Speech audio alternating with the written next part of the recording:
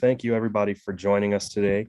As Ron mentioned, I have been doing Angel Beat for a few years now. It's a great presentation saga. So my name is Donovan Brady. I am the Director of Solutions Architecture here at Logicworks. And I'm going to be talking about how to modernize your applications to not just accelerate growth, but to improve resiliency, to improve security, really to cover each of the 5 pillars of well-architected, which we'll get into in a little bit. Just to give you a little brief overview of what we'll be talking about, I'm going to talk about technical debt, what it is, and why you should be considering modernizing. How does AWS or the other cloud providers promote modernized architectures? We're going to go through some of the fundamental principles of a modern architecture, and then I'll give you 3 common strategies. Then we'll finally talk about a use case that we modernize for a customer. So I will say that even though most of this content is tailored towards AWS, these are general best practice recommendations that can be used across any cloud provider. So it's not that, oh, this is specifically for AWS. This can be used for AWS, Azure, Google, you name it. A little bit about myself and about Logicworks before we begin. Logicworks is a leader in the Gartner Magic Quadrant in cloud services. We provide both professional services and managed services to all customers wherever you are in your cloud journey. We have a long list of clients that are typically hyper compliant, PCI, HIPAA, SOC 1 or SOC 2, ISO. Logicworks is internally audited for all of these regulations, and we help our customers achieve those goals as well. Myself, I am a musician. I am an avid gamer.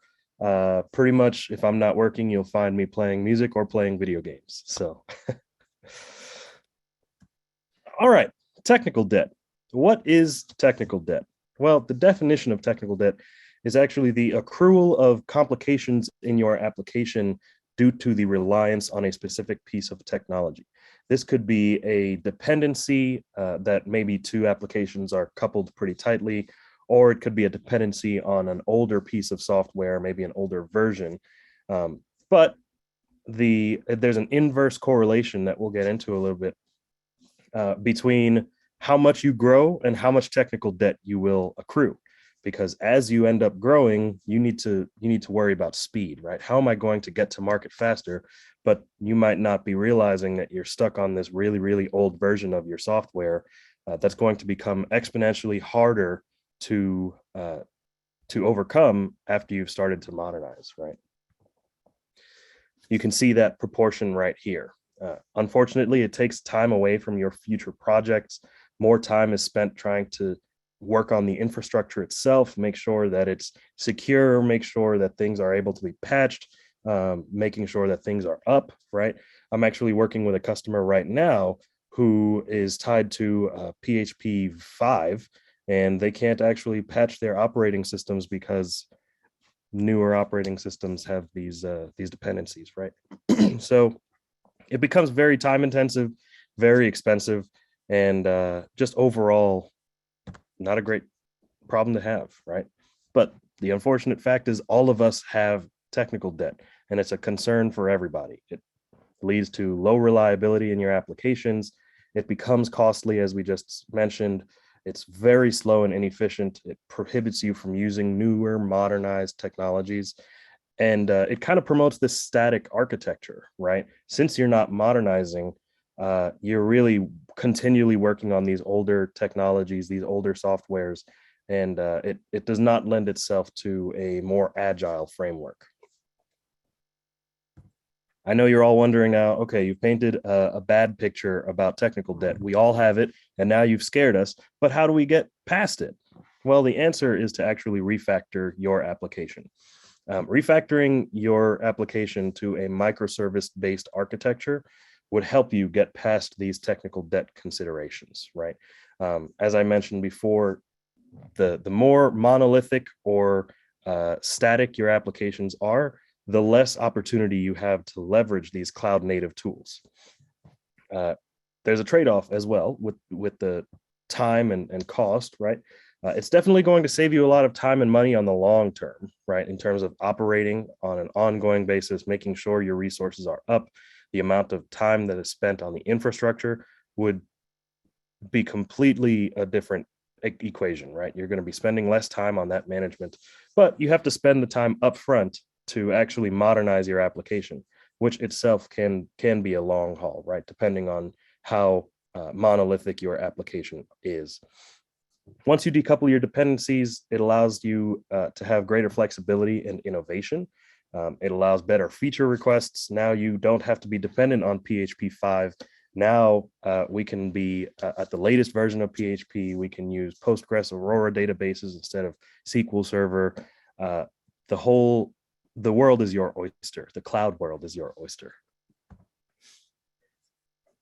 AWS and other cloud providers actually promote modernized architectures by providing new features every day, right? I don't know who here is subscribed to the blog posts or what from AWS and Microsoft, but they're coming out with brand new products and features every day to help offload some of this management onto Azure, AWS, Google platform native tools, right?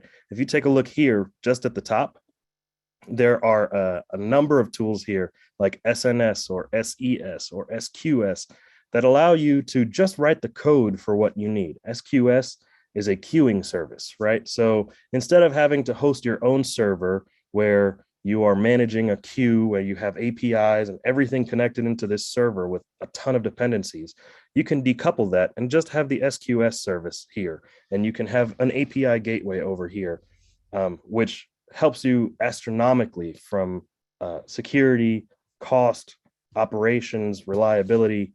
From the security aspect of it, we'll get into it in a little bit with serverless, but along with these compliance frameworks that we mentioned, PCI, HIPAA, HITRUST, they have specific requirements for operating system level configurations, right? You need to have sys-hardened instances. You need to ensure that there's file integrity monitoring and IDS and IPS and antivirus and anti-malware. Well, the question is, if I don't have a server, what do I do then? And the answer is you transition your security context from the server over to access and identity, which is where we want to be anyway, right? Access and identity is probably the biggest piece of security ever because you don't want people to get access. Once they get access is when bad things happen. So I've mentioned these concepts of reliability and security and cost. Well, AWS and Azure actually have a term for this, and that's called the WellArchitected Framework, right? The WellArchitected Framework is 5 pillars of excellence, as you see here, where there are detailed regulations, guidelines, recommendations for what it means to be well-architected or well-defined, right? Conceivably, if you were to follow all of the recommendations and guidelines in each of these, you would be as best positioned in the cloud as possible. Now, there are many different levels of well-architectedness that you can be. You can still be well-architected and have a monolithic architecture, right? You can be as cost-optimized as possible with a monolithic architecture. You can be as secure as possible, but there's always room for improvement. How do we actually achieve these new rooms for improvement? Well, we want to make sure that we're still following those well-architected principles and decreasing costs, increasing innovation and flexibility, improving your reliability by decoupling your applications, right? Again, as we decouple our applications, there are actually less security concerns because you don't have to be dependent on so many different concepts.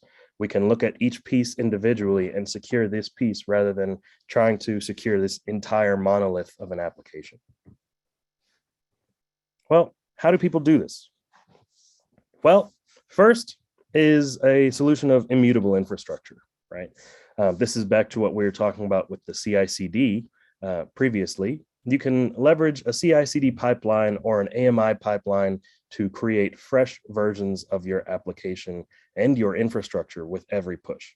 In the monolithic ways of deploying applications, you'd log into your server, you have to have your private keys all set up, and then you get access, and then You probably have some multi-factor authentication that you have to go through, make sure that you have your access tokens. There are a lot of hoops to jump through, and things can be missed, right? Once you've finally gotten there, you can then update your application. You either download it from a zip file or a tarball, and then you manually run some codes in the shell or something, and you install your application, right? But as I said, there are many components that could be missed in that.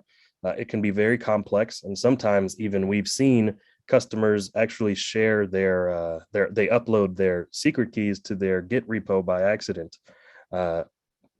Big no-no, in an attempt to shortcut some of these steps when you're trying to log in, right? How do you avoid that?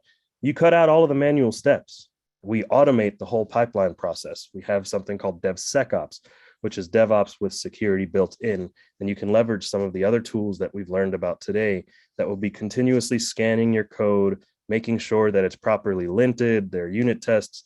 And then you also have it looking for any vulnerabilities at the network level. And that's all baked into the pipeline itself.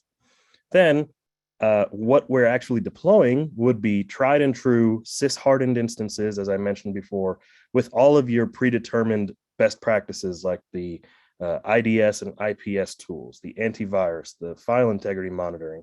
And so you don't have to worry about, man, I actually uploaded my application, I deployed this EC2 instance, but now I have to go back and tear it down, or I need to go make some other edit in my infrastructure because I missed that originally.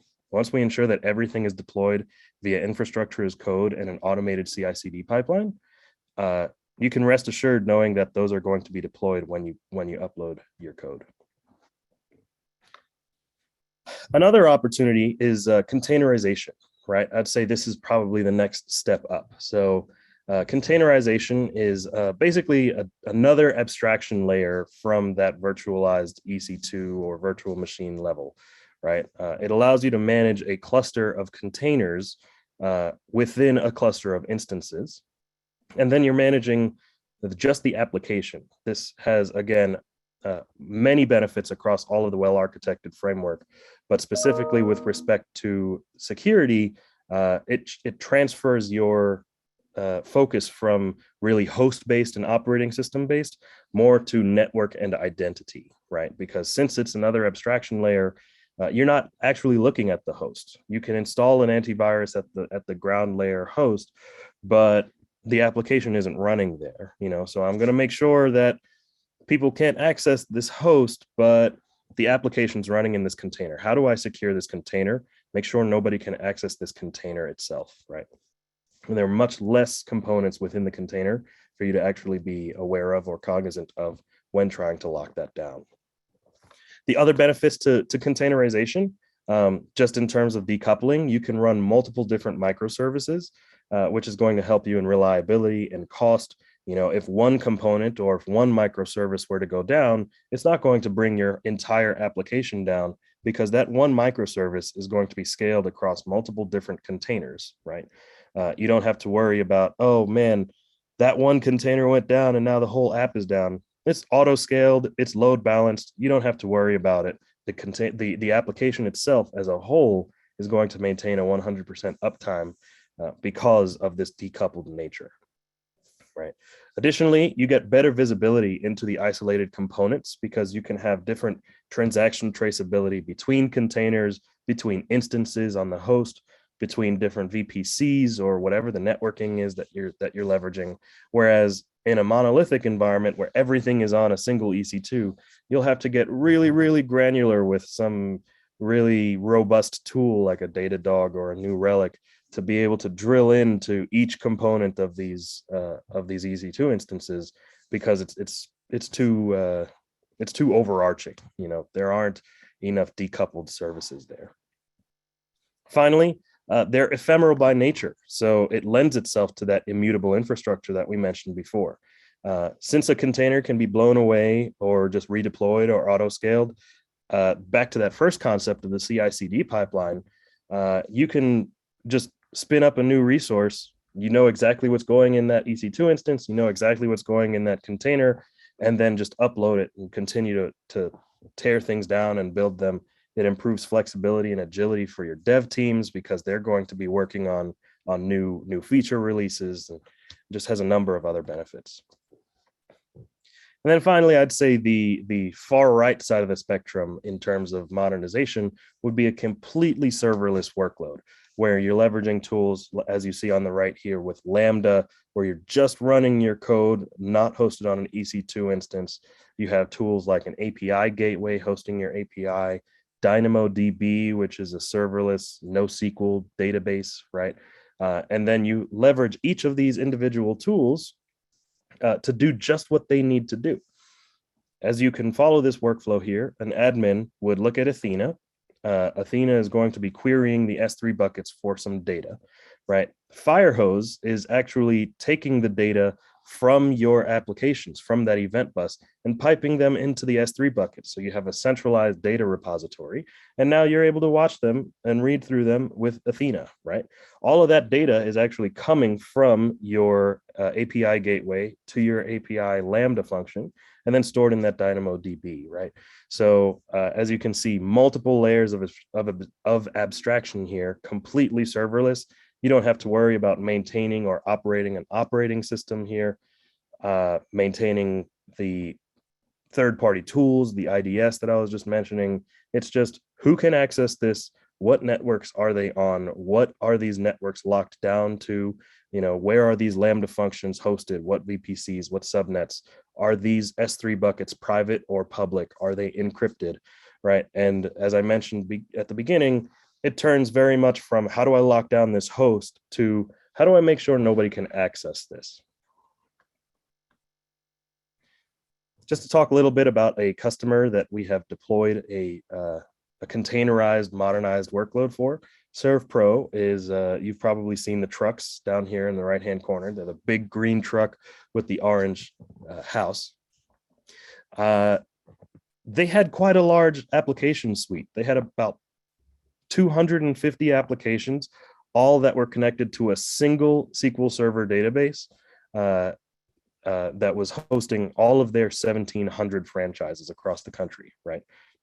If you ever have a water disaster, or there's a hurricane or a flood, you can call ServPro and they'll come clean up your mess, So they have 1,700 franchises. These disasters happen everywhere. We need to make sure that we can receive a call if somebody has an issue, right?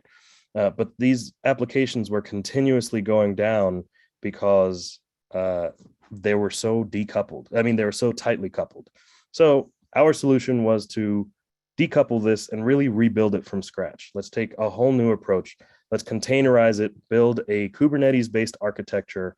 As I mentioned before, move from SQL Server to a Postgres Aurora database. You don't have to worry about the database itself, just your queries and just your code. And that allowed for additional applications to be migrated because now they weren't all dependent on this one SQL server, right? Nothing else went down once we migrated one component. Removing the dependencies allowed the application to scale faster and run faster, be more performant, right? This one database wasn't being hit by 200 application writes, so there were many benefits there. And then finally, that immutable infrastructure piece, we built a CI/CD pipeline with an AMI process that was pretty neat. That once the AMI is designed with all of the Logicworks best practices, the sys hardening, these third-party tools, it builds a temporary version of this AMI.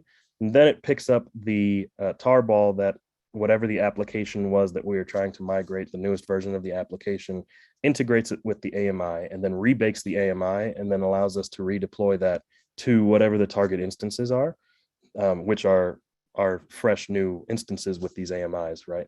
It created a completely new agile structure for them. It improved their agility and flexibility and allowed them to migrate from their 3 data centers into AWS in under a year. So a great use case for modernization, a great use case for improving reliability, scalability, and security. And if anybody is interested in modernizing your applications, come talk to us. My name is Donovan Brady. I'm the Director of Solutions Architecture at Logicworks, and thank you for the time.